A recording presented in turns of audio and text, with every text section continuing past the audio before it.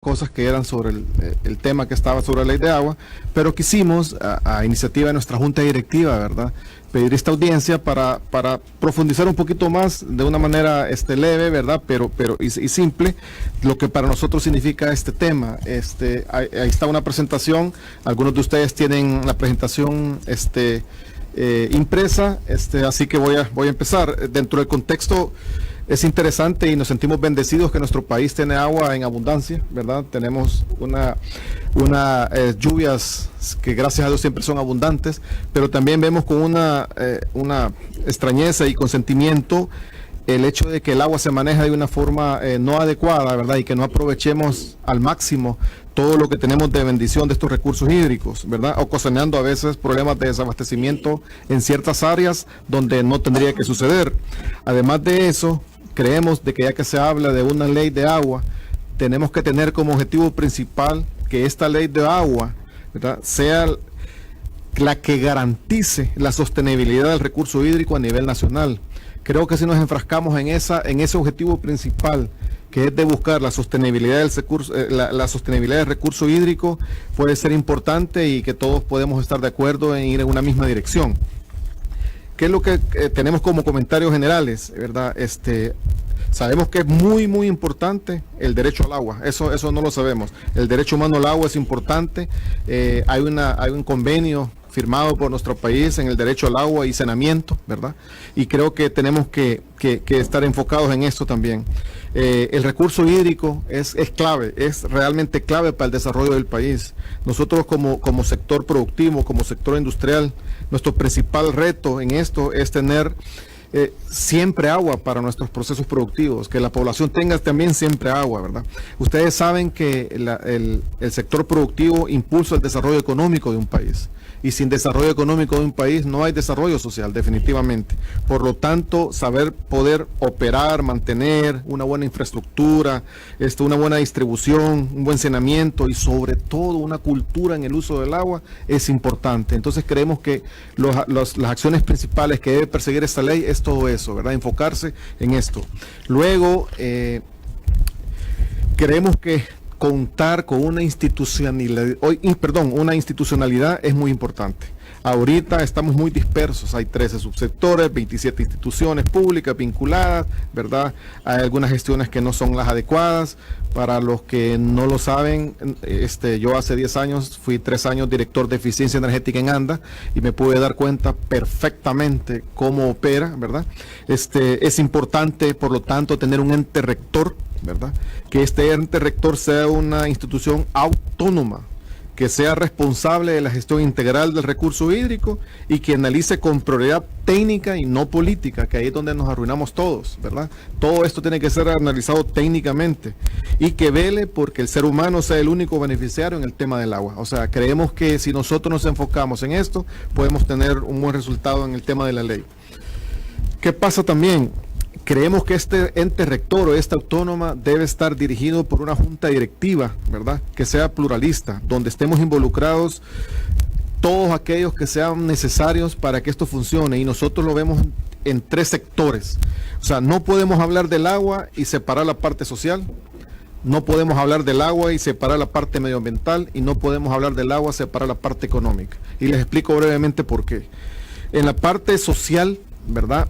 Voy a empezar por la parte medioambiental. En la parte medioambiental, por todos es sabido que hay que cuidar nuestros recursos, las cuencas, la contaminación, ¿verdad? Eso que lo vemos a veces nosotros bien ilógico hasta cierto punto como habitantes de este país, que llueva y todo se vaya a la alcantarilla y que no tengamos programas de captación de agua, que no tengamos recuperación de agua. O sea, eso no es posible, ¿verdad? Y medio ambiente tiene que estar ahí, pero también el sector académico. Eso se trata de tecnología, se trata de innovación. Entonces, en la parte medioambiental, además de que esté medio ambiente como principal responsable de esa área, tiene que estar también el sector académico, ¿verdad? Y hablo de universidades, de gente inteligente que pueda estar ahí al servicio de todo esto. Tampoco no podemos desmarcar la parte económica, señores.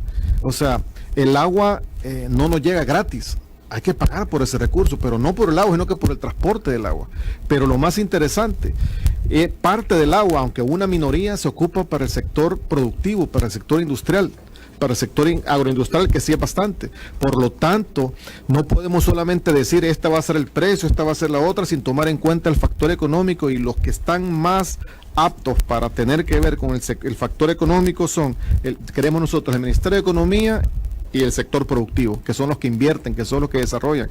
Ustedes saben que antes de que una empresa venga al país, primero analiza todas las condiciones, y si de repente se le dice que no hay agua en tal sector, o que el agua vale tanto y todo, se desaniman y no vienen. Entonces es importante, y lo vuelvo a repetir, sin desarrollo económico no hay desarrollo social, y por lo tanto lo social también es importante en esta ley. También en la Junta Directiva debe de estar el Ministerio de Salud Pública, porque tiene que estar pendiente de que la salud sea importante, el agua para los hospitales, el agua para las comunidades, para que no se contamine en las pequeñas comunidades y que estén tomando aguas que no son posibles beberlas, y Comures, porque esto hay que descentralizarlo, señores, y no hay nada más como las alcaldías.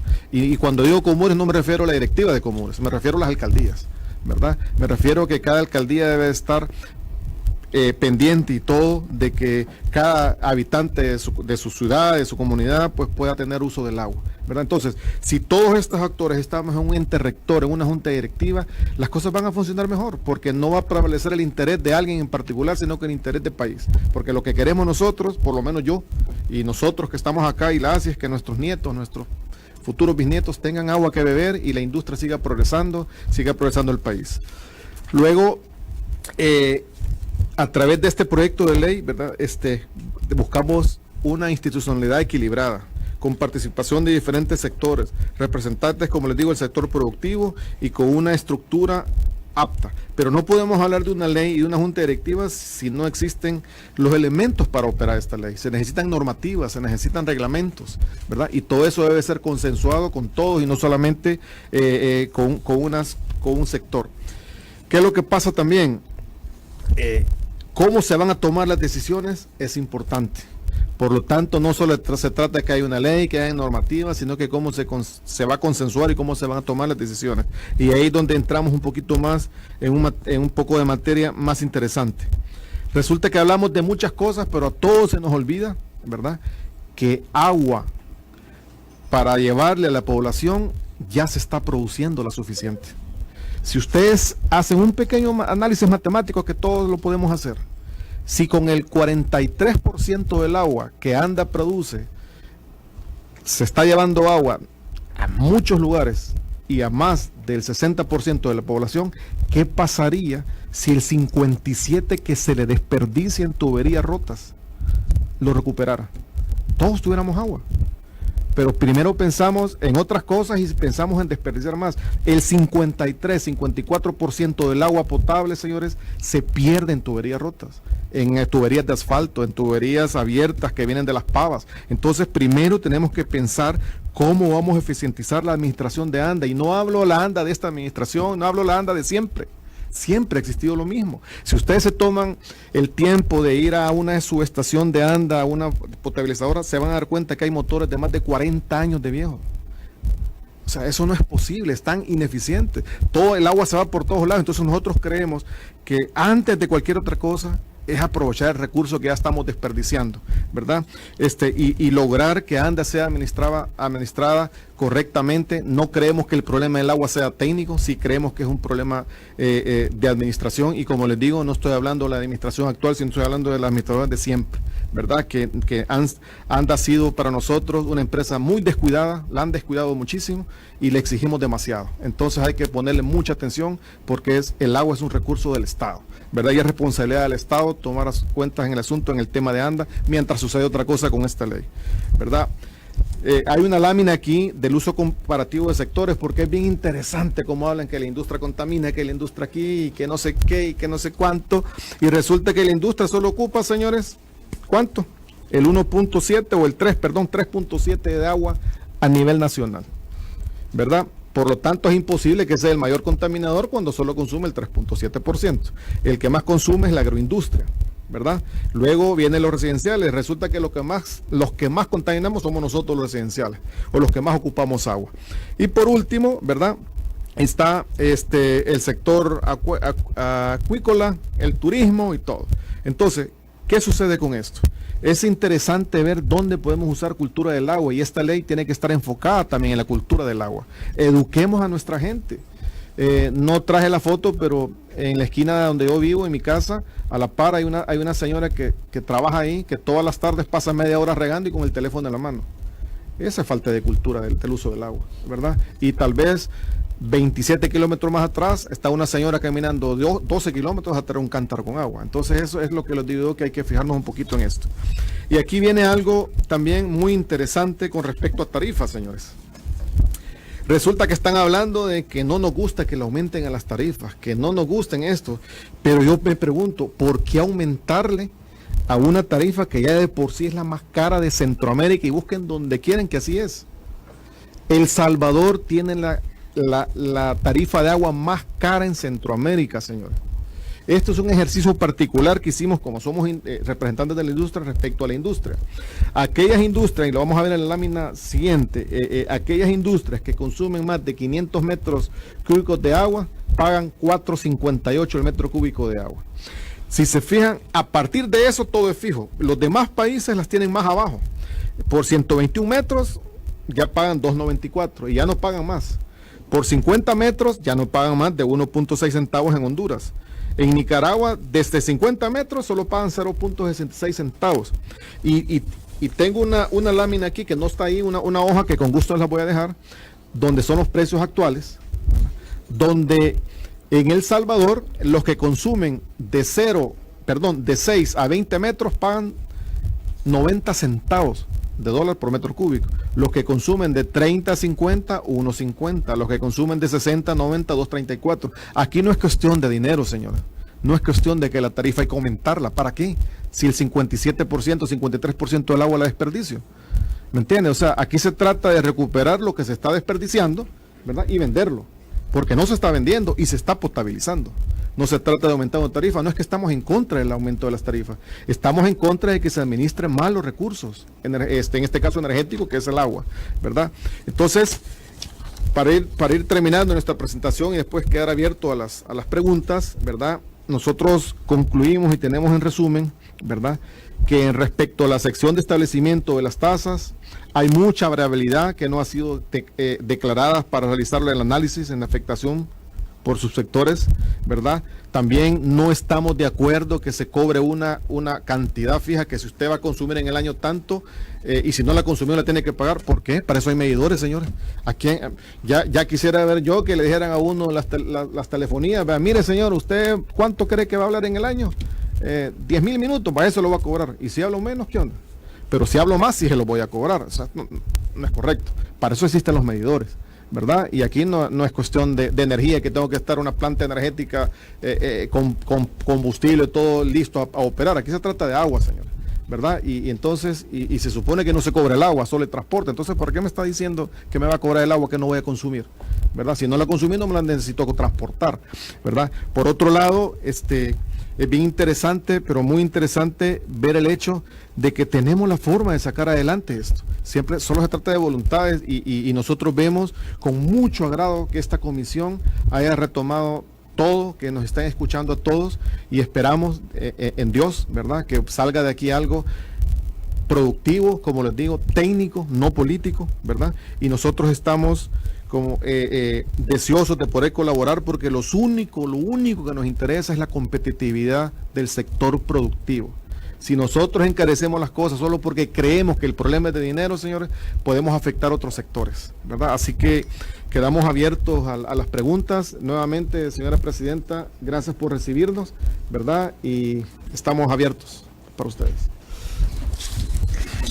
Bueno, muchísimas gracias. Aperturamos el micrófono para mis colegas diputados que quieran el uso de la palabra ante la exposición que nos han hecho en estos momentos.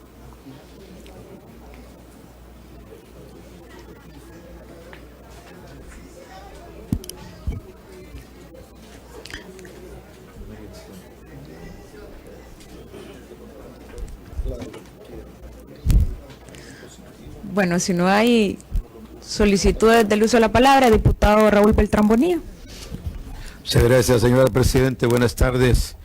a los miembros de la Asociación de Industriales de El Salvador. Gracias por su presencia. Preguntas puntuales para derribar mitos o certificar verdades. Se señala que el sector industria es el que más explota el recurso hídrico y es el que menos paga. Acciones puntuales. De acuerdo al criterio de ustedes en la lámina 7, ¿cómo debiese ser la institucionalidad de la estructura que maneje el agua en el país? Cuando ustedes hablan de que apenas usamos el 43% de la producción del agua y que se pierde por la negligencia administrativa, y esto es historia de la ANDA, el 67%, costos que paga desde luego el ciudadano cuando vienen préstamos para, como el que ha ocurrido en enero, febrero, 70 millones de dólares para cambiar los motores de las pavas, que estarán listos hasta febrero del próximo año porque la empresa que los construye tarda efectivamente ese tiempo. ¿Qué se recomendaría entonces para hacer eficiente, eficaz y efectiva la autónoma que administra el agua en el país? Gracias por las preguntas. Voy a ver si no me falla el Alzheimer, a ver si me acuerdo de Perdón, todas. tiene la palabra. Es para mantener el orden. Tiene la palabra. Perdón, sí, falta de costumbre de venir estas cosas elegantes, dice. Primero, efectivamente en la gráfica es bien claro, ¿verdad? No puede ser el que más explota y el que más contamina si es uno de los que menos la consume. O sea, aquí está bien claro, esto no es invento nuestro, es fuente del mismo MARN. Del medio ambiente. O sea, la industria solo consume el 3.7% del agua, ¿verdad? Que es la que explota agua para procesos industriales, eso es otra cosa, ¿verdad? Pero no es la que más explota. Eso es cierto, y no estamos ni acusando ni defendiendo, o sea, pero sí. O sea, entonces, claro, hay mucha industria que necesita el agua y la tiene que sacar precisamente porque no puede obtenerla de otra forma. E invierte para explotarla y sacarla con los permisos respectivos, ¿verdad? Esa es la primera. La segunda era, si no me equivoco, la institucionalidad, ¿verdad? Mire, lo expliqué claramente, yo creo que no puede haber institucionalidad en un ente rector autónomo si la directiva no es pluralista. Si no, se toman decisiones unilaterales y la forma de ser institucional es velar todo por un interés técnico, no por un interés político, ¿verdad? Si usted dirige una institución técnicamente, con las personas adecuadas, con la directiva que tome decisiones de acuerdo al objetivo principal de la sostenibilidad en el uso del manejo del agua, todo va a ir bien. Lo demás va a haber problemas, ¿me entienden? Sucede en muchas instituciones. Yo soy miembro de la Junta Directiva de la Unidad de Transacciones Eléctricas y ahí estamos todos los sectores y nunca hay un favoritismo de nada. Hay que ponernos de acuerdo y las cosas funcionan. Lo otro creo que fue de ANDA, ¿verdad? Me preguntaba. Mire, ¿qué sucede con ANDA? Es imposible, pero imposible darle mantenimiento a todo con un presupuesto que solo depende de los ingresos de una venta del agua, y que dicho sea de paso, como les decía, hay un 53% que se desperdicia. Entonces, ¿qué sucede? Cuando usted no puede darle mantenimiento a las cosas, va remachando, reparando y todo, y se vuelve ineficiente la forma de operarla, no porque lo quieran, sino que no pueden más. Para nadie es un secreto de que ANDA no recibe el agua, el subsidio del agua. O sea, ANDA subsidia, pero absorbe el costo. El combustible, la electricidad, el gas, todo se les devuelve a ellos, pero el ANDA no. Entonces no la estoy defendiendo, conste, porque se pudieran hacer mejores cosas. Pero lo que no entiendo es cómo nos estamos enfrancando en otras cosas cuando tenemos una parte de la solución, porque no nos olvidemos de algo. El consumo del agua es una cosa, la contaminación es otra, y el cuidado y la captación de las cuencas es otra también. Son áreas diferentes. Entonces, ¿cómo es posible que no podamos ver que si todos nos enfrascamos en sacar algo para que ayude a recuperar las fugas de agua? Porque las tuberías del centro de San Salvador son de abasto cemento, señores. Cada vez que tiembla se rompen. Las tuberías de Las Pavas están viejísimas, ¿verdad? Y hay fugas por todos lados, y hay fugas técnicas y no técnicas. No sé si lo sabían. Las técnicas son las que les estoy hablando, las no técnicas son las robos, que son pocos, o las cantareras. Quien no ha ido a un pueblo y mira una cantarera por ahí bonita, ¿verdad? Entonces, eso se refiere.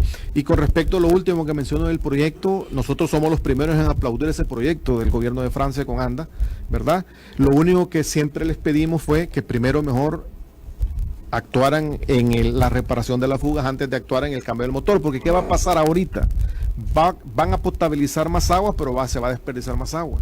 Entonces no podía haber un proyecto de cambio de motores cuando el agua la está desperdiciando, ¿me entiendes? Eso fue la única crítica, pero por otro lado, eléctricamente va a estar bien porque van a ahorrar energía eléctrica, ¿verdad? Pero agua no se va a ahorrar, ni se va a producir más para perderse más. Eso, y es bien fácil entender el precio. Entonces, solo les dejo un dato. El agua de Las Pavas se toma del río Lempa, ¿verdad? Y antes de que venga el tanque terminal que está aquí en la zona norte, pasa por 4 estaciones de bombeo. Las Pavas, estación EB1, EB2, EB3, o sea, son 4. Y la Boca Toma. Y cada motorcito le da al metro cúbico de agua un valor en energía eléctrica. Si ustedes supieran cuánto cuesta un metro cúbico de agua en de Las Pavas para acá, se asustan. Cuesta 2.30 centavos de colón en energía eléctrica únicamente. Entonces no es posible que la estemos desperdiciando, ¿o no? Entonces, porque están pagando, y bueno, que ni hecho ni pagan la energía de la parte que le corresponde al Grupo Cel, pero eso es otra historia. Ahora, el punto aquí es que tenemos agua que se potabiliza y se desperdicia, ¿verdad? Y nosotros creemos que no podemos hablar de eficiencia si no lo vemos como todo. Gracias, licenciado. Diputado Francis Sable tiene la palabra. Ahora. Gracias, presidenta. Bienvenidos a todos al seno de esta comisión. Yo sí le tendría una pregunta. Aquí hay 4 proyectos de ley, los cuales por unanimidad hemos decidido tomar en cuenta los 4 proyectos de ley. Sin embargo, en uno de ellos hay un artículo 14 que la Junta Directiva de la Autónoma la conforma por 3 de Comures y 2 privados. Eso ha hecho que el que haya una propuesta en esta mesa se lleve a acusarnos de que queremos privatizar el agua. Entonces yo quisiera saber cuál es la posición de ustedes. Acabo de oír lo que dice que tiene que ser técnicos, pluralistas, y usted daba un ejemplo en el cual usted participa. Quisiera que como sector industrial dieran claramente cuál es su posición, y le pongo el ejemplo de los 4 proyectos que están y el ejemplo de ese artículo 14 que su servidor ha pedido que se retire ese artículo 14 por completo. Muchas gracias. Gracias, diputado Francis Sable. El licenciado Juan Vega tiene la palabra. Sea Vega. Gracias por su pregunta. Efectivamente, tengo entendido que está ese artículo de una propuesta. Todas las propuestas, como decía aquí el abogado, son perfectibles. O sea, de hecho, vemos con mucho agrado que ustedes hayan tomado las 4 y quieran sacar algo bueno de esto. Nosotros en ASI creemos de que la institucionalidad se da desde el mismo momento en que el derecho se le respeta a todos, y la junta directiva en este caso debe de ser, cuando digo pluralista, de muchos sectores. O sea, nuestra posición es que esta junta directiva debe estar compuesta por todos aquellos actores que vengan a sumar a esto, ¿verdad? Y definitivamente respeto las posturas, las posiciones de artículos de cada ley propuesta. No estuve yo creándolas, ¿verdad? Pero como le digo, lo bueno de esto es que de todo eso se puede sacar algo bueno. Ahora, yo en ningún momento he visto que alguien hable de privatizar el agua. O sea, el agua no se puede privatizar, ¿verdad? En algunos países existe la privatización en el sentido, no le digamos privatización, existe que el sector privado se encarga de llevar el agua de un punto al otro, ¿verdad? Eso ya es decisión de cada país, pero eso no es privatizar el agua, eso es privatizar un servicio de conducción. Ahora, en nuestro país ya existe sectores privados que venden agua. O sea, usted va a algunas colonias que no puede llegar porque les dice no puedo, entonces el dueño de la colonia hace su pozo y le vende el agua, y más cara. Y nadie protesta. ¿Saben por qué? ¿Por qué nadie protesta? Porque todo el mundo tiene agua.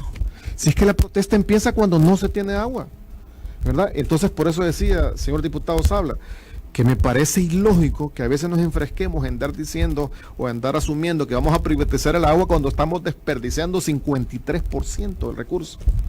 ¿Quién tiene necesidad de privatizar algo que no tiene sentido? O sea, no lo veo así, no lo vemos así. Entonces, en ningún momento estamos hablando de eso. Y ya existe esa forma, o sea, y no es prohibido, ¿verdad? Es más, si a mí me dan el permiso, yo puedo poner un pozo en mi casa y tengo agua en mi casa, no en la casa de la playa la gente lo tiene. Entonces, o sea, no le hallo sentido. Yo sí creo que es enfrascarnos en un tema que no nos va a llevar a nada más que a discutir, ¿verdad? Y nadie está hablando, por lo menos nosotros no tenemos ni la mínima intención de que el agua sea privatizada, ni nada más no lo podemos hacer. Somos una gremial que apoyamos la competitividad del sector industrial y sí creemos que el agua es vital para el progreso de un país. Eso es lo que creemos, señor. Gracias. ¿Nadie más requiere el uso de la palabra? Bueno, agradecerles en realidad su presencia. Sin duda ha sido bastante clara cuál ha sido la exposición, cuál es la postura de ASI en este tema, y ya el diputado Francis Habla hacía referencia de lo que se ha venido generando, la polémica que se ha generado en torno a esa palabra, que no la quiero seguir mencionando porque no quiero continuar cayendo en el juego. Así que les agradecemos su presencia y con el compromiso de que vamos a continuar con un estudio serio, consensuado y buscando en realidad el beneficio directo para la población salvadoreña. Así que les damos las gracias por haber asistido esta tarde. Sí, tiene la palabra. Sí, bueno, gracias a ustedes. Espero que haya sido también provechoso para todos. De hecho, para nosotros lo es. Desde ASI, y quizás hubiera empezado por eso, nuestro presidente les manda un cordial saludo, el licenciado Dardo Cader. Se disculpa por no haber podido estar acá, tenía un problema de salud, pero nosotros estamos a la disposición de cualquier cosa, poder colaborar con ustedes en lo que ustedes lo requieren necesario. Bueno, así que muchísimas gracias por habernos recibido. Muchísimas gracias a ustedes.